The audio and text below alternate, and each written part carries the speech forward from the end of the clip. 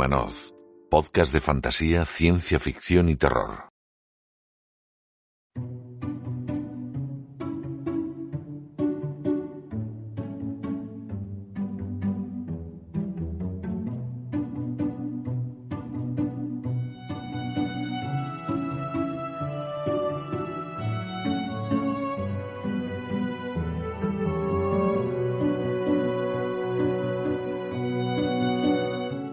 Y ya estamos en tiempo de la tertulia y como sabéis en Windhumanoz nos gusta dar voz a todos los protagonistas de la cadena del libro y hoy vamos a hablar con unos profesionales tan importantes como quizá poco conocidos, que son los correctores.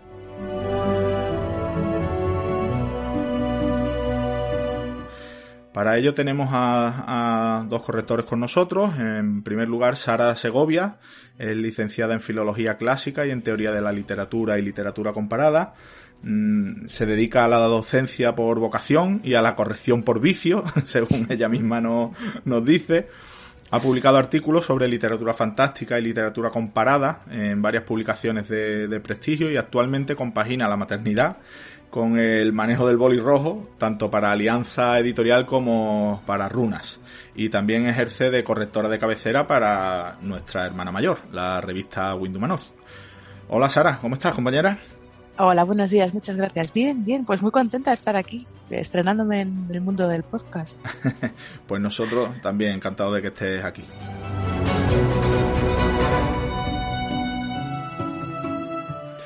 Y en segundo lugar, Antonio Vilella es asesor lingüístico, todoterreno, empezó a trabajar profesionalmente en 2015, desde entonces ha desfilado bajo su lupa obras de teatro, guiones de cine, textos en web, artículos, ensayos, relatos y sobre todo, por supuesto, muchas novelas. En estos años ha colaborado con medios de comunicación, ayuntamientos, autores noveles, fundaciones para personas discapacitadas y algún que otro centro de formación. Imparte cursos y talleres en la Escuela de Narrativa Caja de Letras, trabajo que compagina con su faceta como copywriter para medios digitales e instituciones públicas. Y bueno, él mismo dice que hoy, buscado todavía por el gobierno, sobrevive como corrector de fortuna y si usted tiene alguna idea para la que necesita encontrar las palabras adecuadas y si lo encuentra, quizá pueda contratarlo. Esto, Antonio, yo creo que se nos ha venido a todos inmediatamente la musiquilla del equipo A detrás, ¿no? Bienvenido a Windhumanoz, Antonio. Nada, muchas gracias, Ismael. Encantado de estar por aquí y bueno, también estrenando un poco en el mundo del podcast porque participo en algún Twitch, pero un poco más.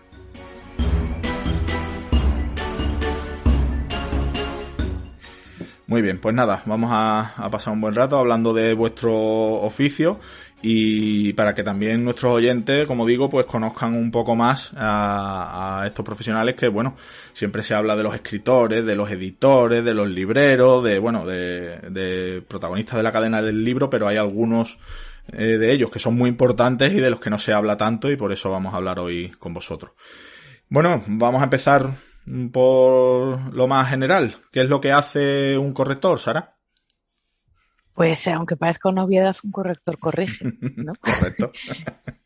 Supongo que el corrector es la última mano antes de que el libro llegue al público, entonces se tiene que encargar de pulir los detalles y de corregir las erratas que se han podido escapar, que habitualmente, por suerte, suelen ser pocas, para que el lector pueda disfrutar de la historia y meterse en el libro o por lo menos acercarse al contenido con las menores trabas posibles. Antonio, ¿por qué hace falta una persona especializada para esta tarea? Ya nos ha dicho Sara que, bueno, es para que le llegue lo más pulido posible el texto al lector, evidentemente, pero imagino que habrá diferencias. Pues yo creo que también el corrector tiene que encargarse, y aquí creo que comparte rasgos en común con un editor, que tiene que hacer que el texto al final brille. Porque normalmente un autor llega con buenas ideas, llega con un buen trabajo de fondo, pero quizás le falta afinar ciertas cosas en el aspecto de expresión lingüística. Y ahí es donde el corrector tiene que meter la pezuña y hacer que el texto mejore, ¿no? Bueno, ¿qué formación hace falta para ser corrector, Sara?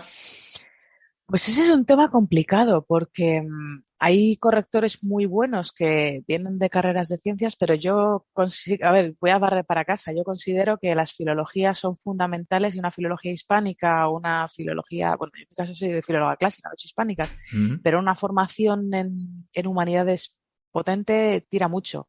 Además hay muchos cursos de corrección, por ejemplo, en Caja de Letras, que me consta que además, bueno, lo imparte Antonio, que te dan una perspectiva que es fundamental, porque tú puedes saber mucho de lengua, puedes ser un hablante competente o un hablante nativo, pero ser hablante nativo no te habilita para corregir o para detectar fallos, porque siempre hay otros niveles superiores que a los que llegas con esa formación. Entonces, yo creo que una filología es fundamental, en nuestro caso en español, pues una filología hispánica o similar, y los cursos son muy útiles también, claro.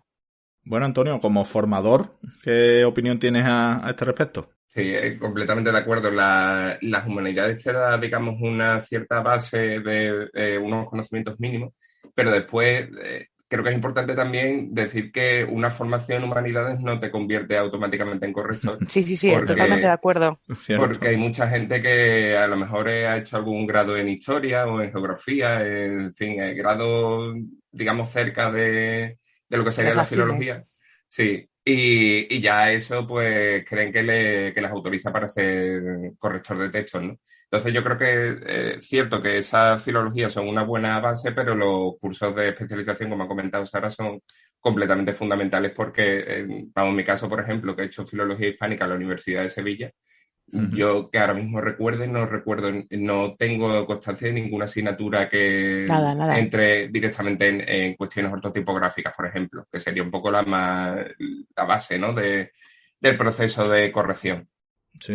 Y yo no sé si en tu caso, eso, yo tiendo aquí mucho a meter el dedo en la herida, pero yo no sé si es tu caso, pero en la universidad uno de los fallos que tiene, por ejemplo, es que da por hecho que tienes que saber escribir y muchas veces ni siquiera te corrigen ese tipo de fallos o no se tienen en cuenta. Sí. Cuando yo estudiaba, recuerdo, había mucho debate, decía que si un filólogo podía aprobar un examen poniendo faltas de ortografía. Entonces había gente que decía, bueno, ¿qué más da?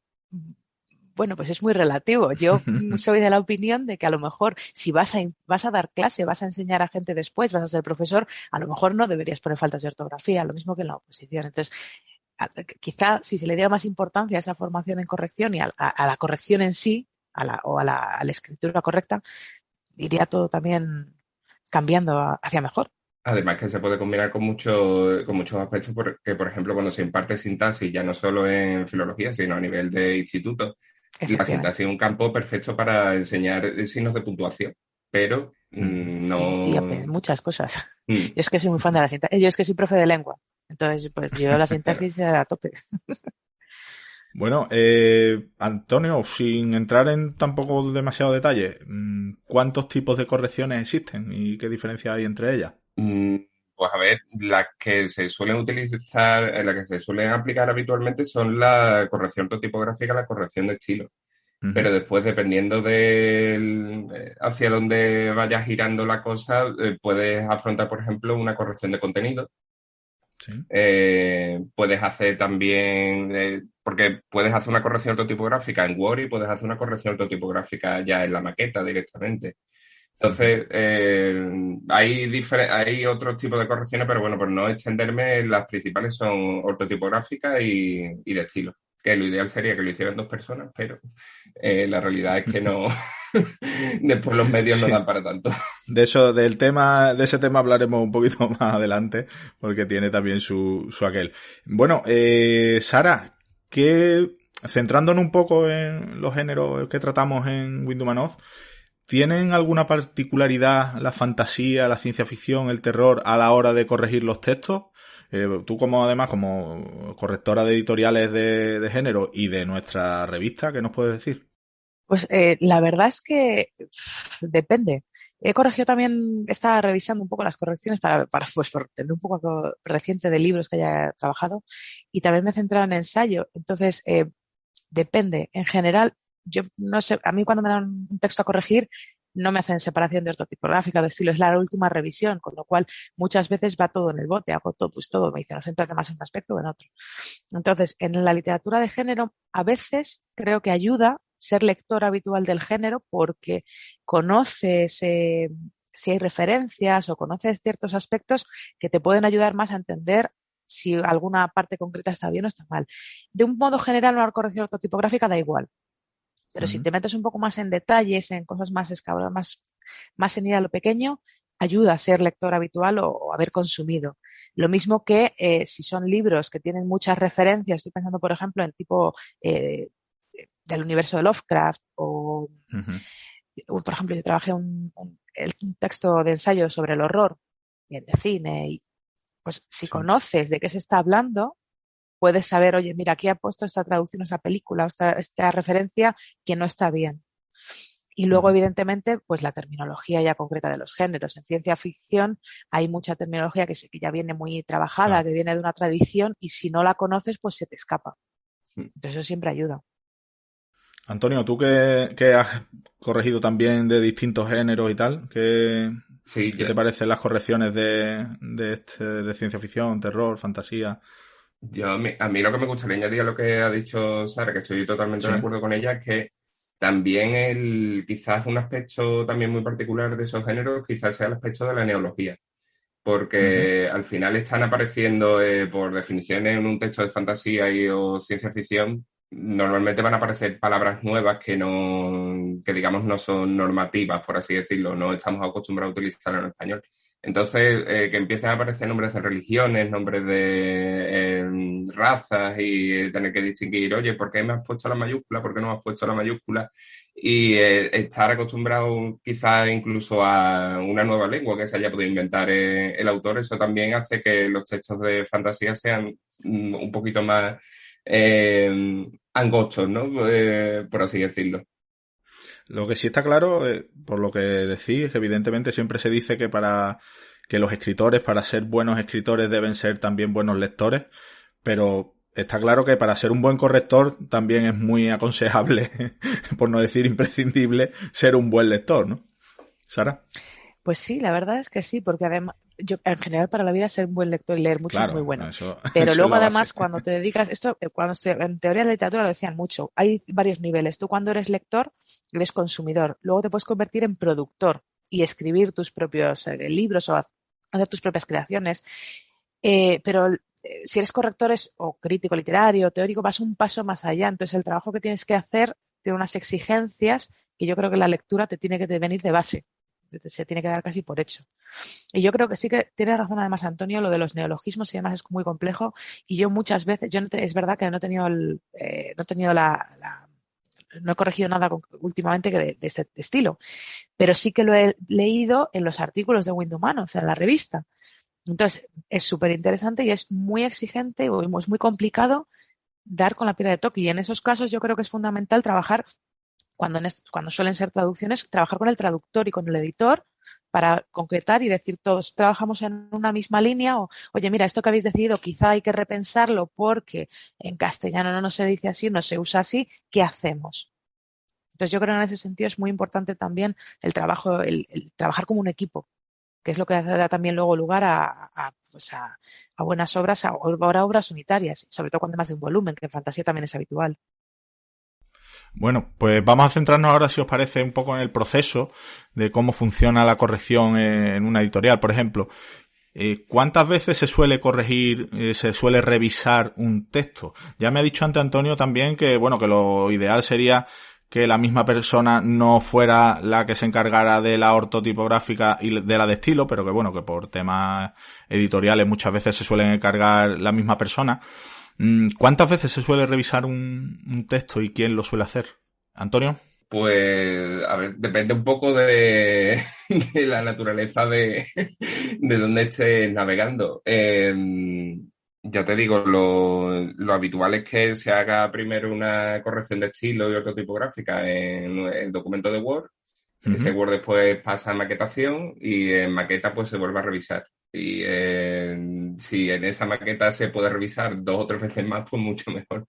Pero lo ideal es que, lo habitual es que haya una primera corrección en Word de, digamos, todo el texto a nivel de estilo, a nivel ortotipográfico.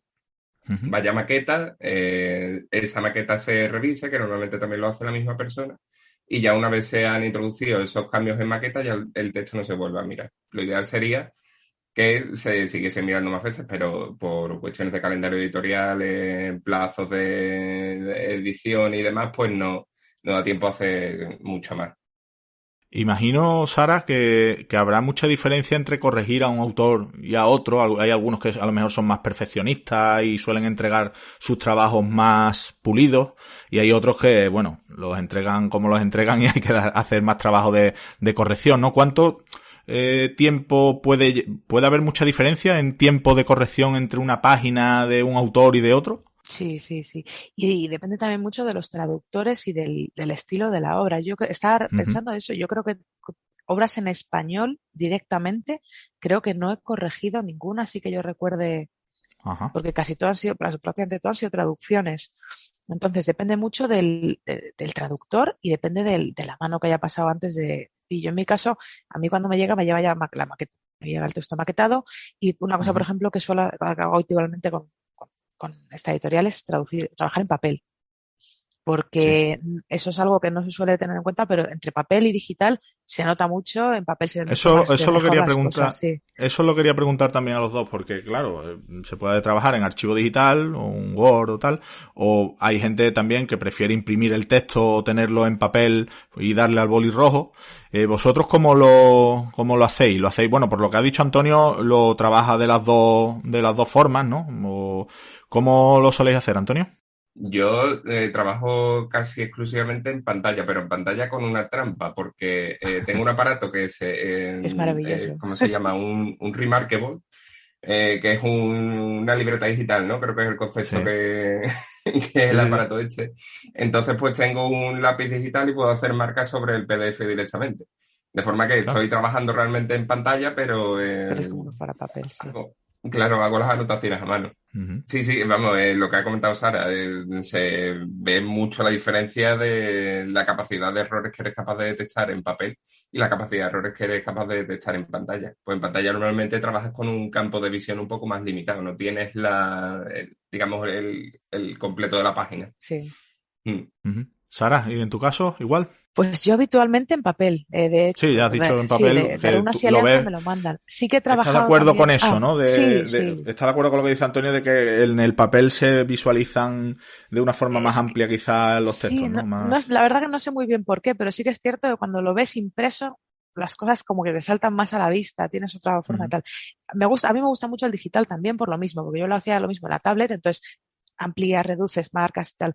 Yo tengo mucha verborrea, una cosa que trabajo como me piden los editores, cada uno tiene sus gustos y sus formas de hacerlo, pero por ejemplo en Runas la editora siempre me lo manda en papel y yo tiendo mucho a explicar, soy muy pesada, yo creo que es porque como soy profe de lengua, pues soy muy pesada para eso.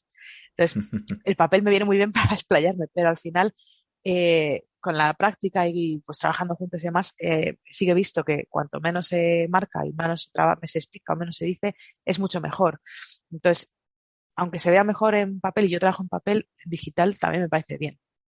Me parece, es muy cómodo también, porque te lo puedes llevar a cualquier sitio. Luego vas con un tocho y... Bueno, explicarnos un poco qué son los signos de corrección, esas cosas tan raras que ponéis los correctores en los márgenes y esos signos que en rojo, que prácticamente está todo el texto lleno de flechas, de símbolos y tal. ¿Qué son esos signos y cómo se utilizan, Antonio? Pues eso es prácticamente una lengua que tenemos en común con el maquetador, que le vamos marcando, oye, pues aquí tienes que insertar tal, este segmento bórralo, introdúceme no sé qué, y entonces pues hay una serie de códigos internos que se supone que el maquetador también conoce, que va a interpretar esos signos para no llenar toda la página de tachones y de reescrituras y de demás. Explicaciones y de verborrea. Y nada, el maquetador pues se encarga de decodificar toda esa información e introducir los cambios en la maqueta. Sara, ¿qué te parecen a ti estos signos? Porque eso, visto desde fuera, quien lo ve desde fuera, eso es como parecen jeroglíficos egipcios o algo así, pero sí, no, ¿cómo lo ves tú? Pues al principio un poco así. Yo empecé a corregir cuando estaba en la universidad, cuando estaba haciendo la tesis y corregí artículos de mi tutor. Y Y bueno, me pasaban siempre, oye, pues revísame, corrígeme, hazme esto, tal. Y me lo dio. Y dije, pues me parece muy bien. Y yo, pues bueno, como era un poco de andar por casa, pues yo le apuntaba las cosas que veía y tampoco había demasiadas cosas. Y bueno, y siempre tienes la cercanía de decir, oye, mira esto, como pues he visto esto, no sé cómo lo quieres solucionar. Y ahora sí que trabajo con ellos y es verdad que es muy cómodo porque cuando me llegan a mí los textos, en el proceso que nos preguntas un poco antes, yo soy prácticamente la penúltima lectura. Se supone que después de mí, la siguiente ya son lo que se me haya podido escapar, detalles ínfimos o mini cambios, ya no se meten demasiadas cosas. Entonces, es muy cómodo cuando me llega a mí, que llega así limpio, tacha esto, esta letra, este espacio. Al final usas muy pocas cosas porque si un texto llega a maquetación con tantos signos rojos, haya habido un problema muy grave porque va a haber que remaquetarlo prácticamente completo. No es lo mismo que trabajar en Word. Entonces, lo ideal es que cuando llegue ya a maqueta corrección al final, sea detalles pequeños. Entonces, me parecen muy cómodos. Es verdad que, vale, yo tengo la chuleta aquí, siempre la tengo a mano. Tengo un par de ellas y, pues bueno, al final, los más usuales, al final te los aprendes. Pero siempre ha sido muy práctico. Al final, este tipo de símbolos ya lo sabían también los copistas medievales. Las abreviaturas y todas las cosas que te puedan ayudar. Sí. Tendemos a la economía lingüística. Así que me parecen estupendos. Bueno, has dicho, Sara, antes que tú trabajas casi siempre con textos traducidos. Sí. ¿Qué pasa cuando el texto precisamente que tienes que corregir es una traducción? ¿Usas el texto original en idioma original como referencia o directamente te vas a la traducción? Pues yo en mi caso tengo la suerte de que lo que he traducido siempre es del inglés, en un caso del catalán, pero bueno, el catalán puedo con el latín y demás me apaño bien para leerlo. Sí. Y el inglés perfectamente. Entonces, en ese sentido es una ayuda grandísima porque siempre yo voy corrigiendo la traducción, pero tengo al lado el original y le voy pasando página a página, porque una cosa que hay que tener mucho cuidado y que hay que revisar o que te piden es revisar que los nombres de los personajes y los personajes que están en cada escena pues que sean correctos. Entonces, cuando es una traducción, y sobre todo en fantasía, por ejemplo, estoy pensando, yo que sé, en Abercrombie, este tipo de libros, tienes que fijarte en que estén bien escritos y que sean correctos y que en el original estén bien. Y alguna vez incluso he detectado alguna errata en el original y dices, claro, es que esto no puede ser así. Pero bueno, todos somos humanos, decían antes. Entonces, a mí me gusta mucho trabajar, siempre lo he pedido y ahora siempre me lo mandan, tener el original para poder comprobar, para detalles, en las traducciones, por ejemplo, para los chistes o los juegos de palabras, que eso son de las cosas más difíciles de traducir. Entonces, tener el original y ver lo que quiere decir el original y cómo se traslada eso al español, pues es importante. Entonces, me parece fundamental trabajar con los dos textos. ¿Hay ¿habéis detectado en vuestras correcciones algún patrón frecuente de errores? Es decir, algunos errores que se repitan o si habéis corregido varios textos del mismo autor, si veis vicios a lo mejor de algún autor que suela equivocarse en lo mismo. ¿Soléis captar esos patrones, Antonio? Sí, en mi caso yo creo que sí, que los autores siempre tienden normalmente en las primeras 20 páginas de un documento de Word, o trabajar menos con autores noveles, ahí ya has detectado cuál es el vicio que tiene. Y se va a repetir, y sabes que se va a repetir. Sí, completamente, y sabes que va a estar hasta prácticamente la última página. Entonces, por eso, a mí me gusta también, como dice Sara, explicar. Y si es sobre explicar, pues mucho mejor. Porque me gusta también que los autores aprendan con la corrección. Y creo además que es necesario esa labor pedagógica de decir, oye, no solo te estoy poniendo el boli rojo encima, sino que además quiero que sepas por qué esto te lo estoy modificando. Y entonces la herramienta de comentarios de Word la utilizo casi tanto como el control de cambios, ¿no? Entonces, sí se detectan patrones. Después, cada uno pues tiene lo suyo. Hay algunos que están a niveles, todavía coloca la coma asesina entre sujeto y predicado. Y otros que tienen más problemas con los gerundios, que es un poquito más dificultoso, ¿no? De detectar cuándo se ha utilizado bien y cuándo se ha utilizado mal. Sara, tú también ves esas cosas, ¿verdad? Pues es que es lo que iba a comentar, es que es otro mundo diferente. El caso de los gerundios nos lo contaron en una defensa de tesis en la universidad. Una profesora lo corrigió y dice, no, es que claro, el gerundio solo se usa y yo con eso me he quedado siempre con ello. Creo que lo que dice Antonio es diferente. Yo en mi caso, quien me lee las correcciones es la editora de Runas. Entonces, en este caso. Entonces, el autor no tengo esa comunicación con autor o autora. Siempre es la editora, con lo cual, pues bueno, y en casos puntuales, pues la llamo por teléfono, hablamos, lo que sea. Pero cuando sí que he hecho alguna corrección, más autores noveles o gente que te dice, oye, léeme la novela, corrígeme, mírame esto, tal. Creo que la parte esa de la explicación no todo el mundo lo hace y efectivamente es fundamental. Pero también son correcciones mucho más duras, más exigentes, pero más enriquecedoras, porque te permiten tú aprender y al mismo tiempo ver el proceso de cómo una novela va avanzando, va mejorando cómo puedes mejorar el texto. Y sí, se ven efectivamente cosas de esas. Yo lo que he detectado en general, claro, yo no corrijo siempre a los autores, sino tal, pero construcciones que habitualmente en la lengua se usan mal, como el deber de y el deber más infinitivo, y cosas que habitualmente, incluso en la tele, las escuchas al periodismo. Yo les doy mucha caña a mis alumnos con eso, que luego coges libros y está mal hecho, está mal utilizado, o son fallos recurrentes de la lengua española, pero hay que pulirlos. Entonces, quizá no claro. En autores noveles, pero sí en general, en los textos en español, eso se ve. Según vuestra experiencia o las editoriales que conocéis o con las que habéis trabajado, ¿suelen contratar a correctores freelance o tienen correctores en plantilla o externalizan esa tarea junto con otros servicios? ¿Cómo lo suelen trabajar las editoriales, Antonio? Por mi experiencia, yo lo que he conocido sobre todo son muchas editoriales que cuentan con colaboradores externos.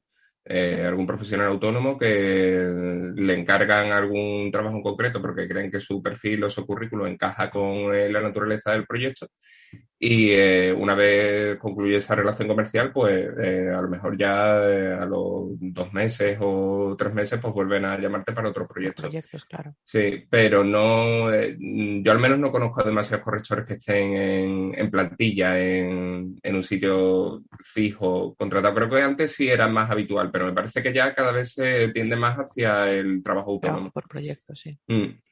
Es así, ¿verdad, Sara? Tú también tienes esa percepción, ¿no? Tengo esa percepción, pero es que mi experiencia es muy limitada, porque la verdad que solamente trabajo además con una editora y luego el caso pues son cosas muy puntuales. Entonces tampoco puedo decir, sí que sé que hay editoriales que trabajan con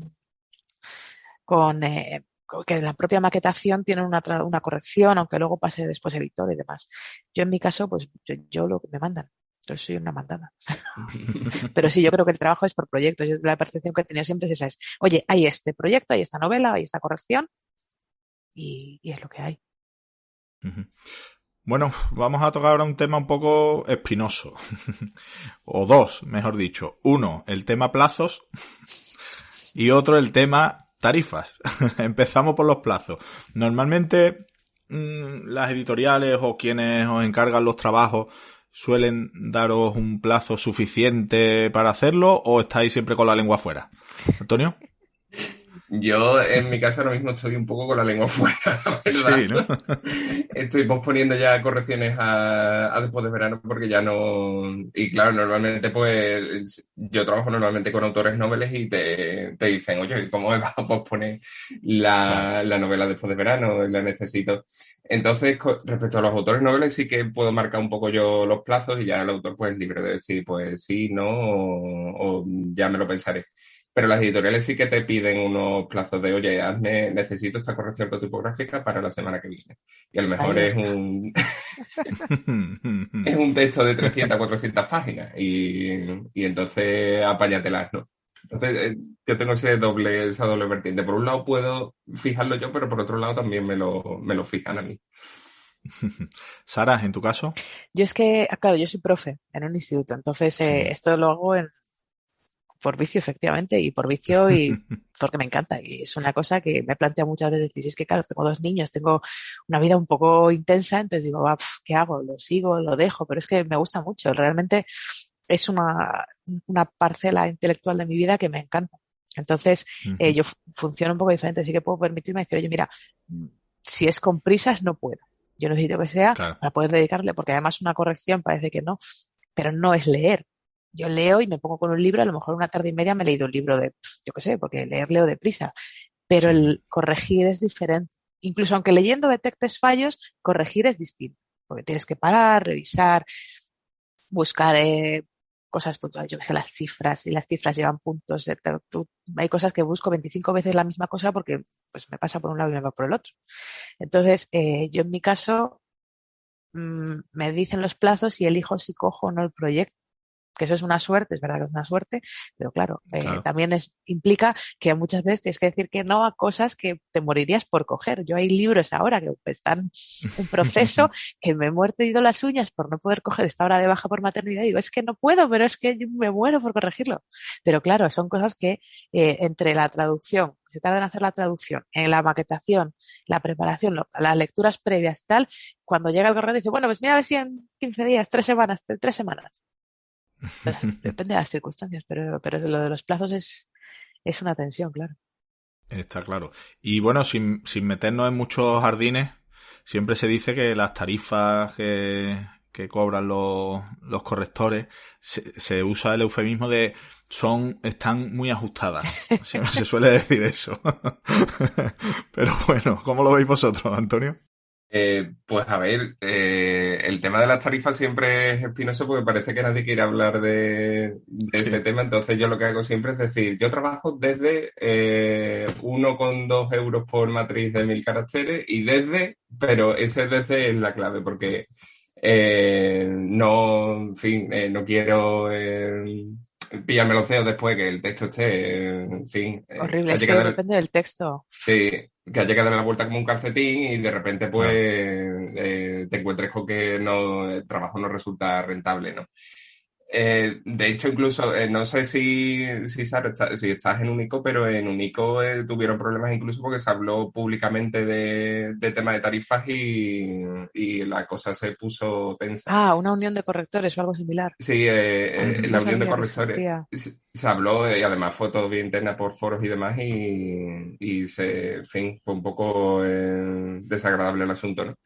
Entonces, pues, para que os fijéis hasta qué punto está el tema de hablar de tarifas un poco, que da respeto, ¿no? Hablar de cuánto cobro. Sí, es verdad. También esto nos ayuda que no esté regulado, que no sea una profesión regular, porque si tuviéramos nuestro epígrafe como profesionales y todo estuviese bien claro, pues quizás podríamos establecer alguna tarifa por convenio de alguna forma. Pero es que no... Hay mucha gente que considera directamente los correctores no somos profesionales. No existen. Es que la corrección está infravalorada, que es lo que hablamos al principio un poco de esto, porque es como que, bueno, que no pasa nada, que eso lo puedo hacer yo, que eso te lo hago yo, eso te lo hace mi prima, que sabe mucho. Que es leer y tachar y cambiar y ya está, no hay más. Yo creo que el precio, hay correcciones que no están pagadas. Hay cosas que no me puedo permitir decir esto no puedo corregirlo porque es que lo que decía Antonio, sentarte y decir, vamos a reescribirlo todo. Entonces hay cosas que eso no está pagado, o sea, ni 1,2 ni 3 euros, ni no sé. Sí que sé que hay gente que trabaja con precios cerrados o precios tal. Yo en mi caso estoy contenta, creo que además no son, o sea, es lo que decía, yo no tengo hojas tachadas enteras de en rojo. Y en un caso que sí que nos pasó, que hubo que trabajar mucho el texto, me dijeron, bueno, pues vamos a pagar un poco más y tal, porque a mí me gusta hacer todas las lecturas que puedo, que muchas veces no son tal. Pero cuando no estoy con el texto, digo, joder, si no estoy contenta, ya he dicho alguna vez, digo, oye, cuando sea la última prueba, digo, pásamelo, me lo leo en digital, digo, yo ya que me lo leo otra vez. Porque además he tenido la suerte de que todo lo que he corregido es una maravilla a nivel de lectura. Entonces me ha encantado. Entonces digo, no me importa, me gusta leer las cosas muchas veces.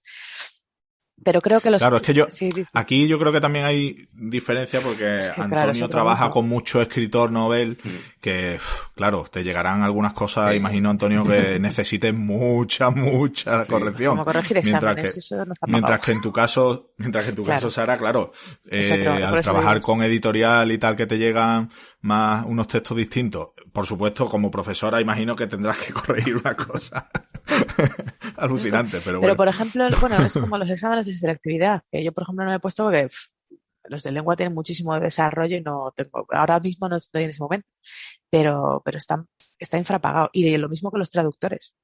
Y yo creo que son profesiones, lo que decía un poco Antonio, ya no es, o sea, convenio o no convenio, esto hay que empezar por la valoración. La visibilización de la edad, que es una labor muy importante, y yo me imagino que eso puede venir todo detrás, si empezamos así. Antes ha comentado Antonio algo de cobrar o tarifa por matriz. ¿Cómo se cobra un trabajo de corrección? ¿Es por matriz o es a veces por plantilla, por hora?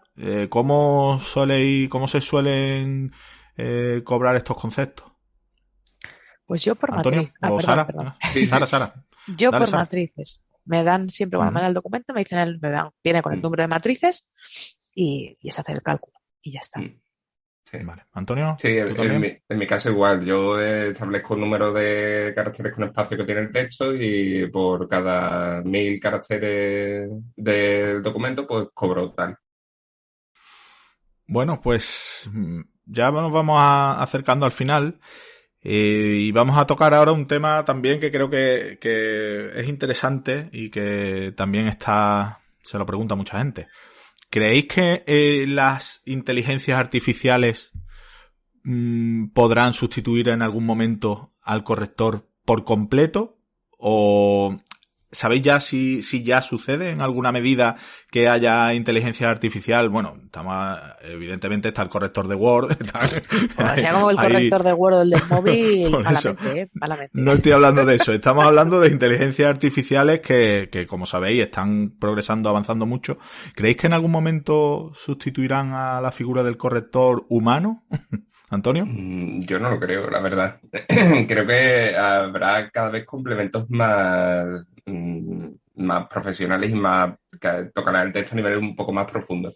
Pero yo no creo que lleguen al punto de sustituir por completo a un corrector. Yo, de hecho, me apoyo en algunos complementos de Word, como Stylus, que no sé si lo utilizáis, y ese complemento es maravilloso porque a lo mejor se te ha escapado algún doble espacio que por tema de que la vista está agotada o cualquier cuestión se te ha escapado, y ese complemento te detecta, oye, aquí hay un doble espacio, cuidado con esto.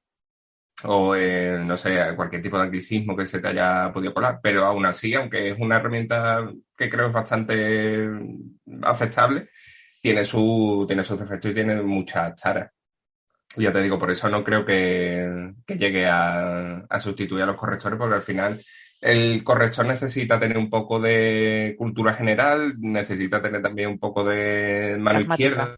Sí. Eso, si no...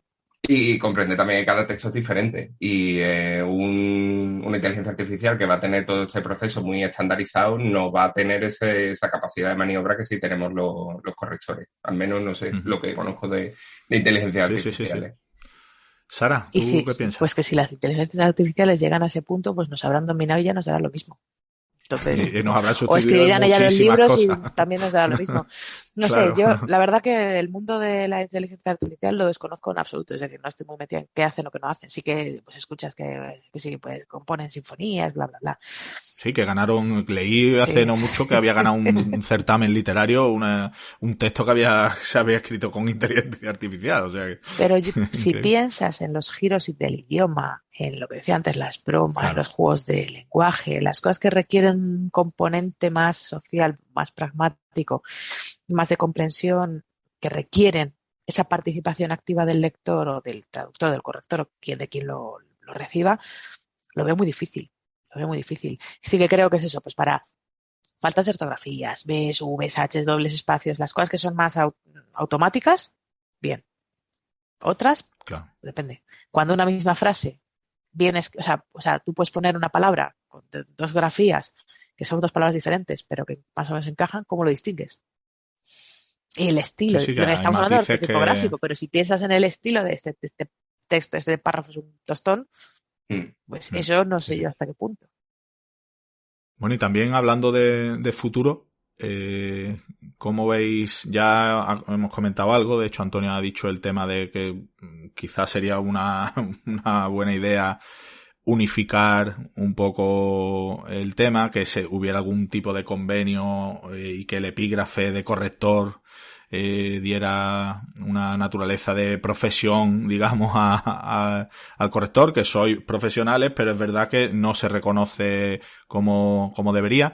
¿Cómo veis la corrección, el servicio de corrección? ¿La demanda creéis que va a seguir creciendo, que va a disminuir? ¿Qué tendencia veis vosotros, Antonio? Yo creo que la cosa está en aumento, aunque no estamos en un momento ideal. Creo que sí que cada vez se corrigen más textos y creo que cada vez tanto empresas como instituciones públicas como editoriales, cualquier tipo de empresa o institución que pueda generar texto, cada vez recurre más a este tipo de profesionales, porque al final la ortografía se ha convertido en una marca de prestigio. Y si tú en tu página web estás poniendo unas tarifas telefónicas de no sé qué empresa y aparece el texto con falta de ortografía o estás intentando captar a nuevos clientes, pero lo haces a través de falta de ortografía, pues obviamente el producto no te va a inspirar mucha confianza, ¿no? Entonces yo creo que la cosa está en aumento, pero nos falta todavía mucho camino por recorrer. UNICO, por ejemplo, que es la asociación esta de Unión de Correctores, está dando muchos pasos para llegar a esa meta y cada vez hay más, a nivel universitario, cada vez hay más gente implicada, porque no sé si conocéis, por ejemplo, el diploma de posgrado de la Universidad Rovira y Virgili, que es en corrección de texto y asesoramiento lingüístico. Y estuve matriculado en este posgrado no sé, sí, hace ya un par de años y va por su cuarta, quinta edición y cada vez tienen más demanda de alumnos. Entonces, creo que ese tipo de pasos que poco a poco parece que van a ir dándose en silencio, pues al final yo creo que van a hacer que llegue una mejor consolidación, una mejor valoración social de lo que somos los correctores. Sara, ¿tú cómo ves el tema? Pues me parece súper interesante lo que ha comentado Antonio, porque yo la percepción que tengo muchas veces como público es exactamente esa, que la gente no se lo toma tan en serio, no se cuenta lo mismo que en diseño gráfico, ahora que creo que ha habido una polémica algo de un logo, con este tipo de cosas no se contrata a los profesionales adecuados y luego la imagen es la que queda dañada y entonces es como que eres poco fiable como marca. Y yo en mi caso, que me llegan cosas al instituto, recuerdo por ejemplo un caso muy flagrante de un texto que nos mandaron para trabajar de un tema, un día de esto es de conmemoración o de celebración y llevaba un libro y como una especie de manual para el profesor para trabajar el libro en clase. Y yo lo leía y decía, pero por Dios, digo, esto no lo ha corregido nadie, ¿verdad? Entonces, a mí ya me predispone negativamente hacia lo que veo. Y eso desde las administraciones, que se ha gastado un dinero, que ha habido un presupuesto, que se ha dado una subvención o lo que sea, me parece que no contar con eso es criminal. Porque es como una parte tendría que estar dedicado a hacerlo porque es importante y para que se vea que es importante. Porque el corrector al final, los traductores sí que hay mucha visibilización, pero los correctores ni siquiera aparecen. A mí me dicen, no, es que, bueno, el nombre de quien corrige no va en los libros. Digo, bueno, me da igual, yo no lo hago por la fama. Pero es verdad que no se tiene que notar que hay un corrector, pero tiene que haber un corrector. Claro. Sí, pero es verdad que en los libros aparece el nombre del traductor, aparece el nombre del ilustrador, aparece el nombre, por supuesto, del escritor, la editorial, pero el corrector está ahí detrás que no que pues yo no sé qué aparece. opina Antonio sobre eso, si cree que debería aparecer o no. Eso hay opiniones en contra. Yo creo que no, pero vamos, mi opinión personal es que no es necesario. Sí, vamos, me parece. Creo pero yo. Es verdad bueno, que sí que hay, Antonio, ¿tú qué opinas, sí que hay editoriales que lo ponen corregido por, yo qué sé. A mí, de hecho, con el Ayuntamiento de Dos Hermanas, cuando les corrijo alguna antología, algún volumen conmemorativo que van a sacar de alguna actividad, lo que sea, a mí me ponen en la página de créditos como corrector. Pero yo cuando trabajo con autores noveles les pido que no me pongan.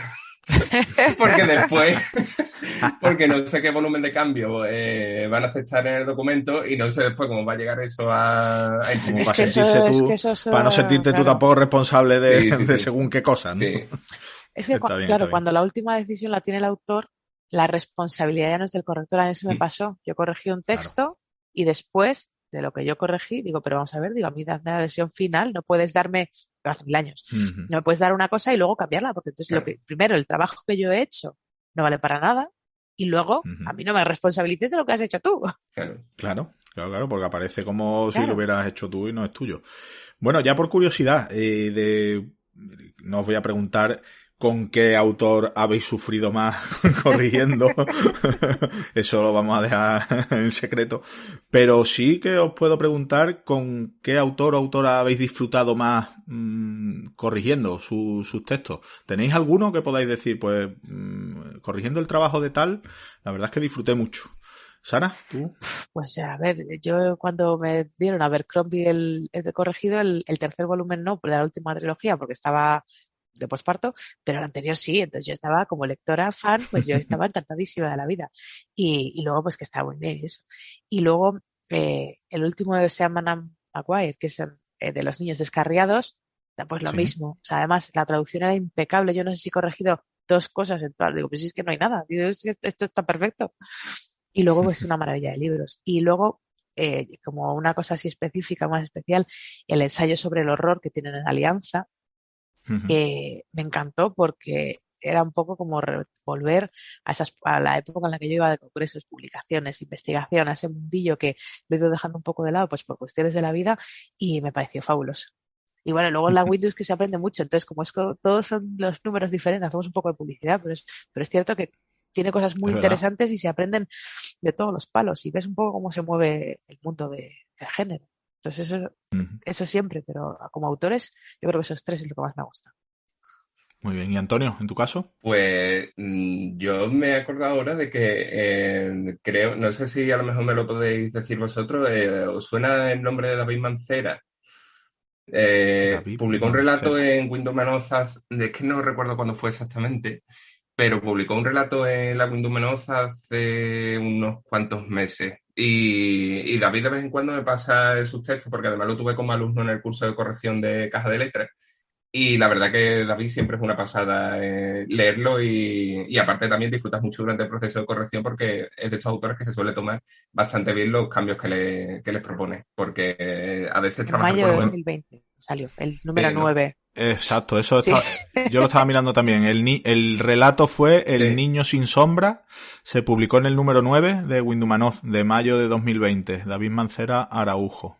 De hecho, en la web Alguna tenemos, en la entrevista web de seguramente, ¿no? windumanoz.com tenemos una entrevista a David Mancera que le hizo a Lister Myron. Así que, y Sí. con él entonces, Antonio, te gustó Sí, sí, trabajar, ¿no? además porque tenemos un pensamiento bastante similar sobre cómo debe quedar al final los textos y ya te digo, es una gozada corregir con él lo que lee porque además de escribir bien, pues encima es un autor con el que se trabaja de una forma muy cómoda. No, nunca pone impedimentos, nunca pone trabas a nada y es todo genial con él, vaya. Pues nada, hasta aquí nuestra tertulia. Yo creo que los oyentes se han podido hacer una idea bastante aproximada de qué es un corrector, a qué se dedica ese hombrecillo o mujercilla que está ahí detrás de los textos pintarrajeándolos en rojo y cambiando cambiando todo el texto que está mal. Y estoy seguro que lo que decíamos, una de las cosas que nos gusta en el podcast es darle voz a los profesionales de la cadena del libro que no son solo los que todo el mundo conoce. Y en este caso yo creo que era importante dar voz a los correctores, que se sepa cuál es su trabajo y que los oyentes sepan que están ahí y que son muy importantes. Vamos ya para terminar, ¿cómo pueden quien esté interesado en contratar vuestros servicios o en buscaros para ver qué es lo que hacéis? Decirnos si tenéis redes, web. Antonio. Pues a mí sobre todo en www.antoniovilella.es, que es mi página web. Bueno, hace ya varios meses que no publico artículos porque es que no me da no me da la vida, pero bueno, tengo ahí la web operativa, un formulario de contacto y me llegan por ahí cualquier duda, cualquier pregunta que haya pendiente. Bueno, y sigues en Caja de Letras, ¿verdad? Sí, Con sí, con los también en cursos, Caja de los Letras ahí talleres y tal. también podéis, vamos, de hecho los encargos de corrección que llegan a Caja de Letras me acaban llegando también indirectamente. Entonces, pues por Muy, ahí también muy podéis bien, contactar conmigo. ahí también está Antonio. Y Sara, en tu caso, ¿cómo se pueden Yo contactar contratar contigo? malamente. Ahora mismo estamos muy parados. Nada, tú a través de la No, editorial ya no, sí. y tal, Ni ¿no? siquiera la editorial. Ahora mismo con esto estamos así un poco. En septiembre me incorporaré otra vez a trabajar, entonces espero reactivar mi vida otra vez. Pero bueno, pues eso muy poco a poco. La corrección es un vicio, pero ¿Tenéis redes sociales, Sí. web o algo? Bueno, Antonio ya ha dicho Yo, su web. web ¿Tú no, tienes tengo web Twitter, o...? lo que pasa es que yo en redes sociales ¿O soy redes? en Twitter soy Morgana Majere de toda la vida, creo, porque últimamente también estoy muy poco activa. La verdad que la vida al final nos atropella. Antes pasaba mucho más tiempo y ahora, ya ves, soy Morgana Majere, sí, sigo siendo Morgana Majere. Y en Instagram, Sara Segovia, yo creo. Y bueno, pues cuelgo cosas para dudas puntuales, siempre estamos o siempre se puede preguntar. Ahora estoy pendiente, todavía tengo que mandar unas bibliografías que me han pedido por Twitter, pero la vida es la que es. De todas formas, Ya está. Y se hace lo que se sí, puede. al final, para consultas puntuales, siempre están las webs está Fundeu, está la RAE, está el Pan Hispánico de Dudas, que muchas veces es mejor buscarlo cada uno porque se aprende. Porque que alguien te lo diga, te lo digo y se te va a olvidar mañana. Pero si lo buscas... Sí. Las búsquedas se Eso se quedan aprende. grabadas.